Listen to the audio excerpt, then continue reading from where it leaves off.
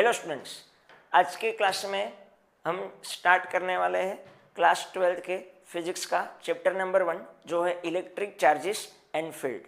और आज का जो हमारा टॉपिक रहने वाला है वो है इलेक्ट्रिक चार्ज। ठीक है, तो आइए स्टार्ट करते हैं। तो इलेक्ट्रिक चार्ज को स्टार्ट करने से पहले मेरे आपको कुछ क्वेश्चंस है, जैसे कि कुछ ऑब्जर्वेशन की मुझे बात करनी है जो आपने आपके डे टू डे लाइफ में किए होंगे। ठीक है, कि जब भी आप ड्राई हेयर में प्लास्टिक रोड या तो अपना कोप जो होता है उसको आप रब करते हो एंड देन उसको आप पीस ऑफ पेपर के पास लेके जाते हो, तो आपने एक चीज ऑब्जर्व की होगी कि जो पीस ऑफ पेपर है वो उसके साथ क्या हो जाता है, अट्रैक्ट होता है कि नहीं होता। तो ऐसा क्यों होता है? तो ये होता है ड्यू टू इलेक्ट्रिक चार्ज। तो आइए हम समझते हैं कि इलेक्ट्रिक चार्ज जो है वो क्या होता है। तो अगर मैं बात करूं इलेक्ट्रिक चार्ज की, तो इलेक्ट्रिक चार्ज जो है वो एक मैटर की इंट्रिंसिक प्रॉपर्टी है। अब ये क्या होता है इंट्रिंसिक प्रॉपर्टी?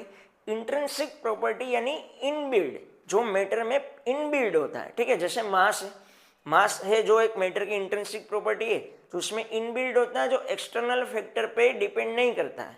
ठीक है, ऐसे चार्ज भी एक इंट्रिंसिक प्रॉपर्टी है मैटर की। इलेक्ट्रिक चार्ज जो है वो रिस्पॉन्सिबल होता है इलेक्ट्रिक फोर्स के साथ। इलेक्ट्रिक फोर्स को हम नेक्स्ट क्लास में डिस्कस करने वाले हैं। ठीक है, इलेक्ट्रिक चार्ज का जो भी सिंबल होता है वो होता है स्मॉल क्यू या तो कैपिटल क्यू, दोनों से हम इसको इंडिकेट करते हैं। यूनिट की बात करें तो इलेक्ट्रिक चार्ज का यूनिट होता है कूलम। इलेक्ट्रिक चार्ज जो है वो एक स्केलर फिजिकल क्वांटिटी है। ठीक है, इसके पास सिर्फ मैग्नीट्यूड होता है, डायरेक्शन होता नहीं है। अगर मैं इसके डायमेंशन की बात करूं तो डायमेंशंस जो है वो कैसे निकालते हैं? आपको पता होगा कि I इज इक्वल टू होता है Q बाई टी। तो Q इज इक्वल टू क्या हुआ, I इंटू टी। हमें पता है करंट का जो भी डायमेंशंस होता है वो होता है A, एंड टाइम का जो डायमेंशन होता है वो क्या होता है T। तो इसके डायमेंशन की बात करें तो ये क्या होने वाला है TA। ये जो हुआ वो इलेक्ट्रिक चार्ज का डायमेंशन हुआ। ठीक है, अब अगर हम बात करें टाइप्स ऑफ चार्ज की, तो अपने पास मेन दो टाइप के चार्ज जो है वो देखने को मिलते हैं। आपको पता है अपने पास दो टाइप के चार्ज होते हैं, एक होता है पॉजिटिव चार्ज और एक होता है नेगेटिव चार्ज। ठीक है, अपने पास मेन दो टाइप के चार्ज होते हैं, एक होता है पॉजिटिव चार्ज और एक होता है नेगेटिव चार्ज। तो पॉजिटिव चार्ज का अगर मैं एग्जाम्पल की बात करूँ तो प्रोटॉन के पास जो चार्ज होता है उसको हम पॉजिटिव चार्ज कहते हैं, इलेक्ट्रॉन के पास जो चार्ज होता है उसको हम क्या कहते हैं, नेगेटिव चार्ज कहते हैं। ठीक है, जैसे और एग्जाम्पल की बात करूँ तो H+, तो यहाँ पे हाइड्रोजन के पास कैसा चार्ज है, पॉजिटिव चार्ज है। यहाँ पे बात करूँ Cl-, तो यहाँ पे क्लोरीन के पास कैसा चार्ज है, माइनस चार्ज है, नेगेटिव चार्ज है। ठीक है, हमें ये चीज भी पता है कि लाइक चार्ज जो होता है वो रिपेल करता है, अनलाइक चार्ज अट्रैक्ट करता है। जैसा कि लाइक चार्ज मतलब कि प्लस एन प्लस या तो माइनस एन माइनस, इसको हम लाइक चार्ज कहते हैं।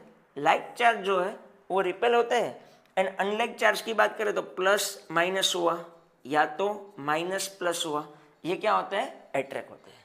ठीक है, तो अब हम आगे डिस्कस करते हैं प्रॉपर्टीज ऑफ इलेक्ट्रिक चार्ज।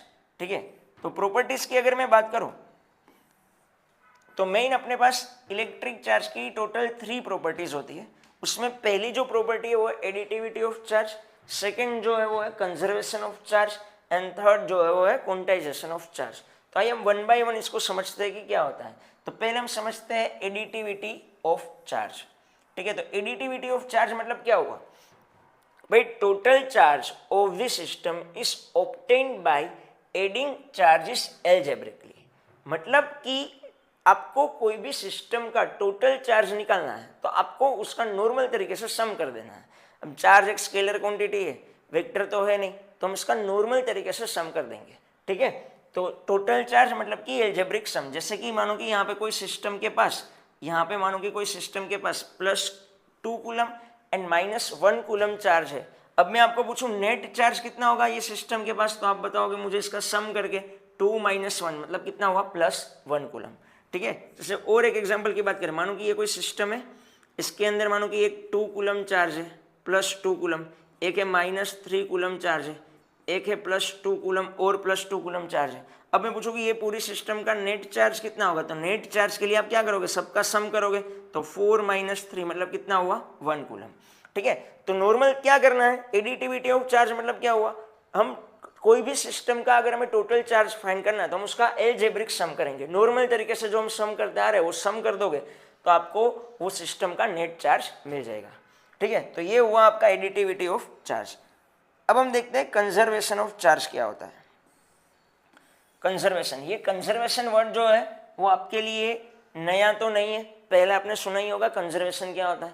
ठीक है, तो अगर हम चार्ज की बात करें तो the total charge of the electrically isolated system is always conserved. मतलब क्या हुआ कि चार्ज ना तो क्रिएट होता है ना तो डिस्ट्रॉय होता है, वो सिर्फ एक जगह से दूसरी जगह क्या होता है, ट्रांसफर होता है।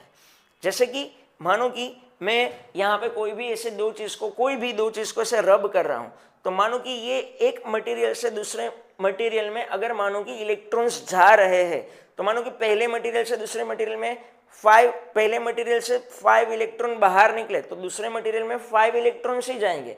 ऐसा नहीं होगा कि 1-2 इलेक्ट्रॉन नीचे गिर गए या इसमें 1-2 इलेक्ट्रॉन नए आ गए। ठीक है, इसका मतलब होता है कंजर्व, यहाँ से जितने इलेक्ट्रॉन निकलेंगे उतने ही दूसरे मटेरियल में इलेक्ट्रॉन्स जाएंगे। इसको हम कहते हैं कंजर्वेशन।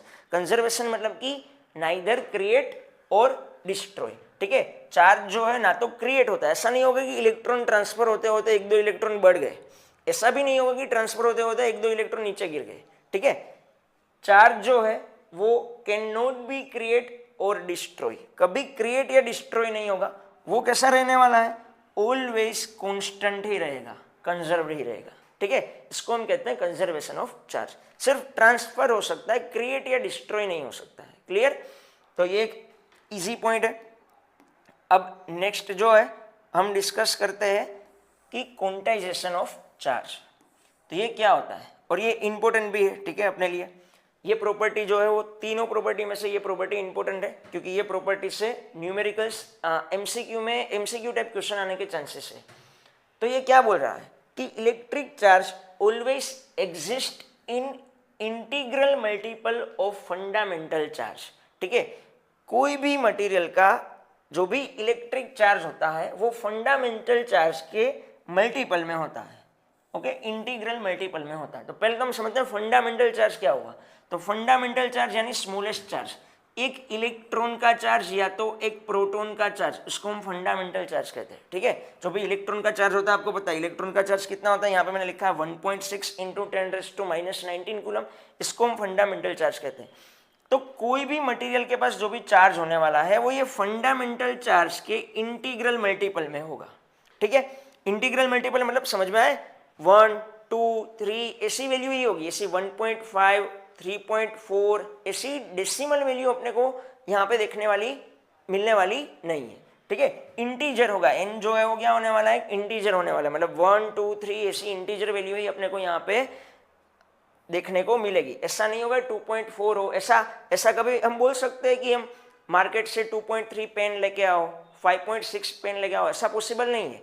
तो यहाँ पे भी 5 इलेक्ट्रॉन्स ट्रांसफर हो रहे हैं, बट वो बोलना पॉसिबल है कि 5 इलेक्ट्रॉन ट्रांसफर हो रहे हैं, बट हम ऐसा नहीं बोल सकते 5.6 इलेक्ट्रॉन ट्रांसफर हो रहे हैं। ठीक है, तो यहाँ पे जो भी आपका चार्ज होता है वो integral multiple of fundamental charge होता है। फंडामेंटल चार्ज यानी हुआ आपका इलेक्ट्रॉन या तो प्रोटॉन का चार्ज। क्लियर हुई मेरी बात, और उसकी जो वैल्यू होती है वो कितनी होती है, 1.6 × 10⁻⁻19 कूलम। क्लियर, तो ये था आपका क्वांटाइजेशन ऑफ चार्ज। आइए हम इसके ऊपर एक क्वेश्चंस को सोल्व करते हैं।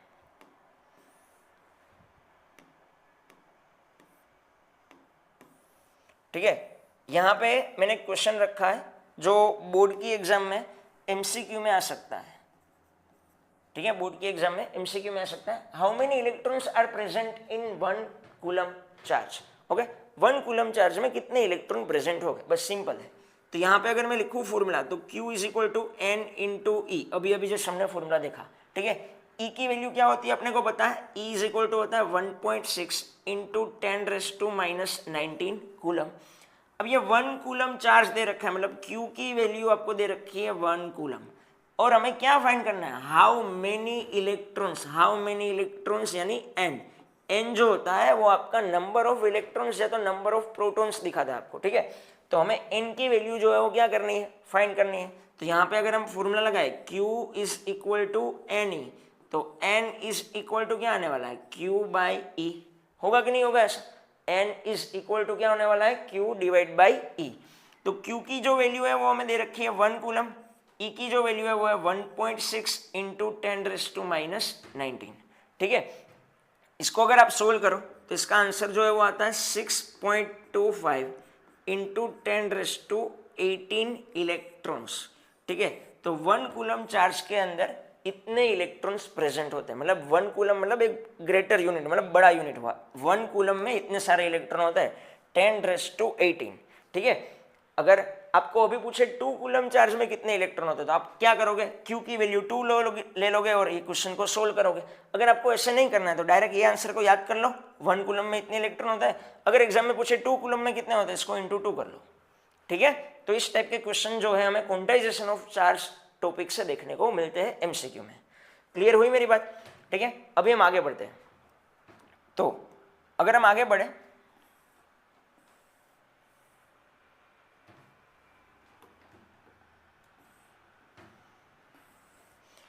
अब हमें डिस्कस करना है मेथड्स ऑफ चार्जिंग, कि कोई भी न्यूट्रल मटेरियल को अगर हमें चार्जिंग करना है तो कितने तरीके से हम उसमें चार्जिंग कर सकते हैं।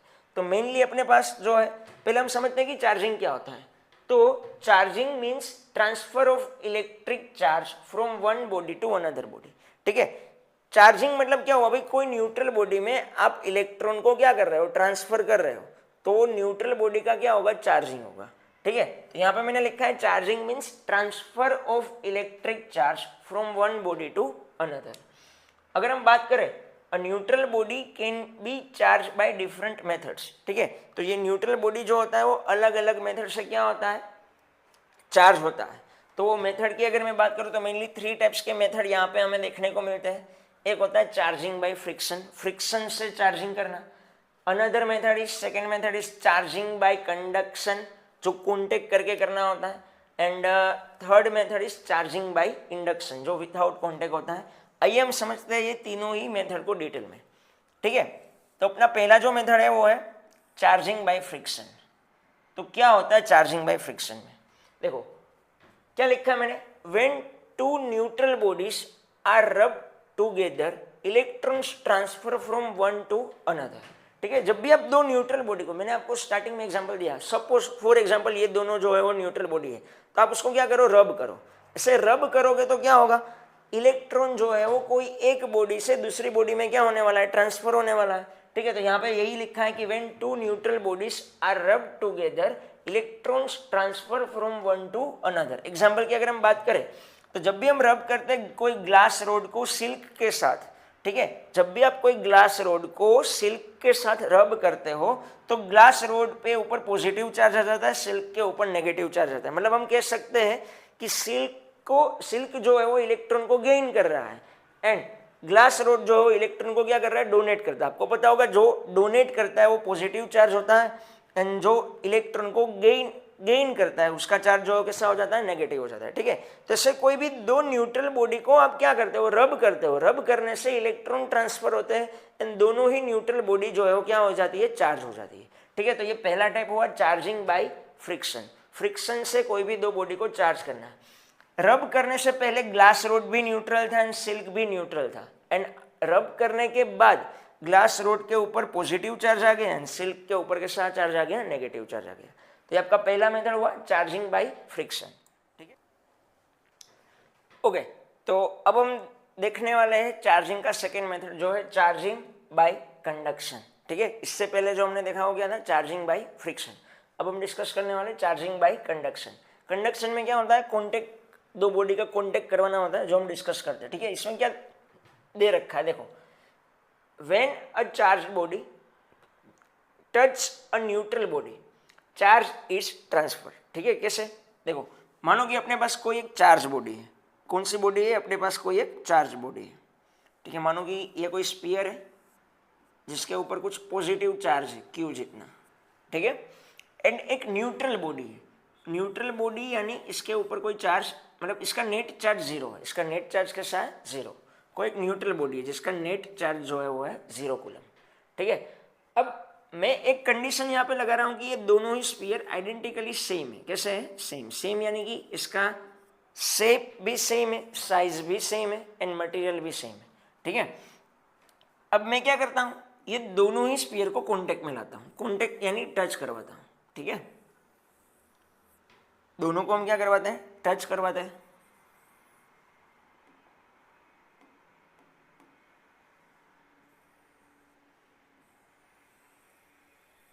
तो अब होगा क्या पता है, ये जो चार्ज बॉडी थी ना, वहां से चार्ज जो है वो ट्रांसफर होगा एंड ये वाली बॉडी में भी आएगा। समझ में आई मेरी बात की नहीं आई?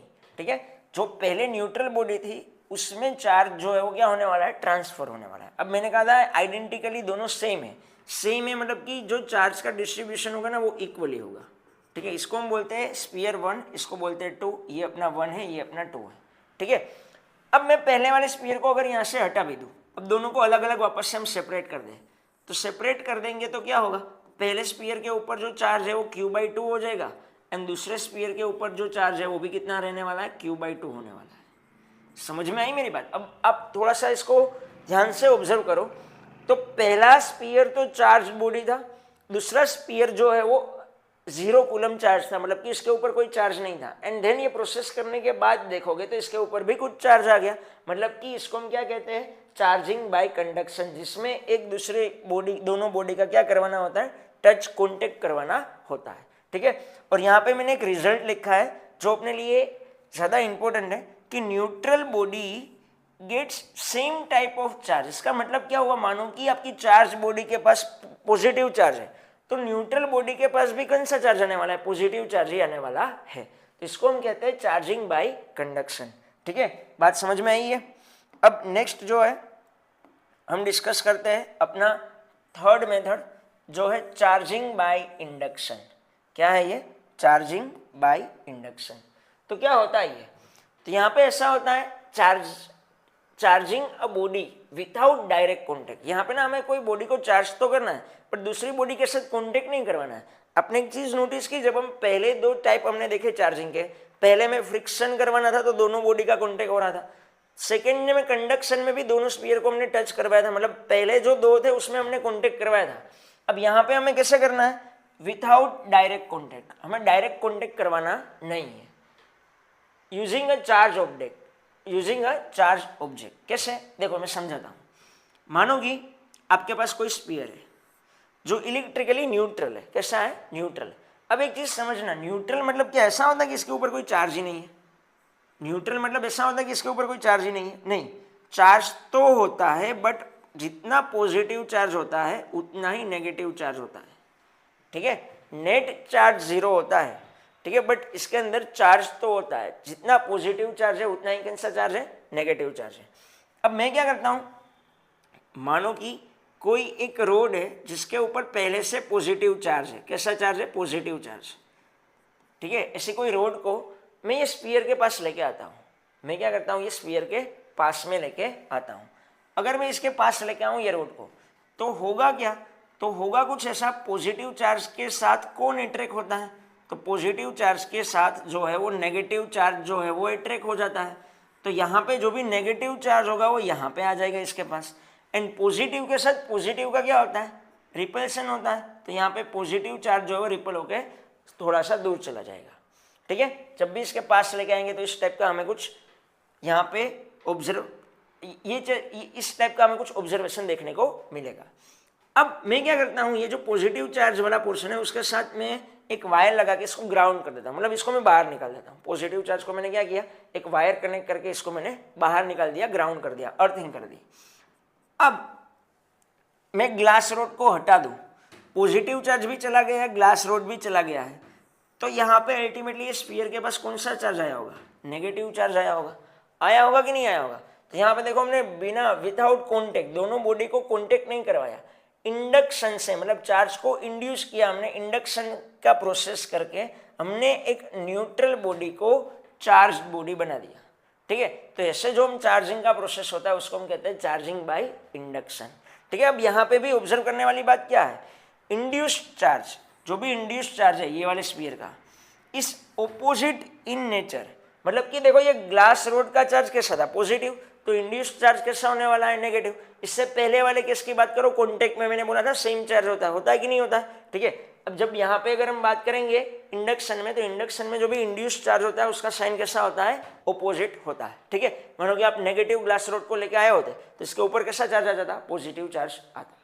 क्लियर हुई मेरी बात? ठीक है, तो ये था आपका चार्जिंग बाय इंडक्शन। अब नेक्स्ट जो है हम डिस्कस करते हैं कंडक्टर्स एंड इंसुलेटर। देखो ये चीज 12th के लेवल पे सबको पता ही होती है, बट एनसीईआरटी ने दे रखा है तो मैं इसको यहाँ पे कवर कर रहा हूँ। ठीक है, कंडक्टर्स मतलब क्या होता है? Conductors means allow charge to flow. ठीक है, कंडक्टर यानी जो चार्ज को फ्लो करने के लिए अलाउ करे। कंडक्टर यानी अपने को पता है जो हीट एंड इलेक्ट्रिसिटी को पास करे, उसको हम क्या कहते हैं? कंडक्टर कहते हैं। ठीक है, जैसा कि आयरन है, आयरन, इसमें आप ये एंड पे हीट दो तो ऑटोमेटिकली दूसरा जो एंड होता है उस वहाँ तक हीट पहुँच जाती है, ये तो करंट पहुँच जाता है। तो हीट एंड इलेक्ट्रिसिटी को जो ट्रांसफर करता है उसको हम क्या कहते हैं? कंडक्टर कहते हैं। तो वो हीट एंड इलेक्ट्रिसिटी को ट्रांसफर क्यों करता है? क्योंकि वहाँ पे चार्ज का फ्लो होता रहता है। ठीक है, और दूसरी चीज की कंडक्टर में क्या होता है? कंडक्टर के पास फ्री इलेक्ट्रॉन्स होता है। क्या होता है? कंडक्टर के पास फ्री इलेक्ट्रॉन्स। ठीक है, जिसकी वजह से हीट एंड इलेक्ट्रिसिटी क्या होती है? ट्रांसफर होती है। एग्जाम्पल की बात करें, कंडक्टर के एग्जाम्पल में क्या आता है? कॉपर, एल्यूमिनियम, मेटल्स जो है वो कंडक्टर्स होते हैं। ठीक है, फिर अगर हम बात करें इंसुलेटर की, तो इंसुलेटर यानी क्या हुआ?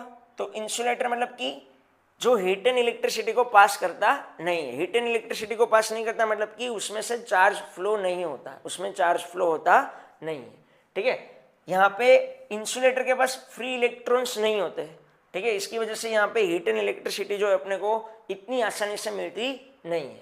इसके एग्जाम्पल की बात करें तो होता है रबर एंड प्लास्टिक। ठीक है, तो ये जो था अपना था पूरा इलेक्ट्रिक चार्ज। अब नेक्स्ट वीडियो में हम लोग स्टार्ट करने वाले हैं इलेक्ट्रिक फोर्स। ठीक है।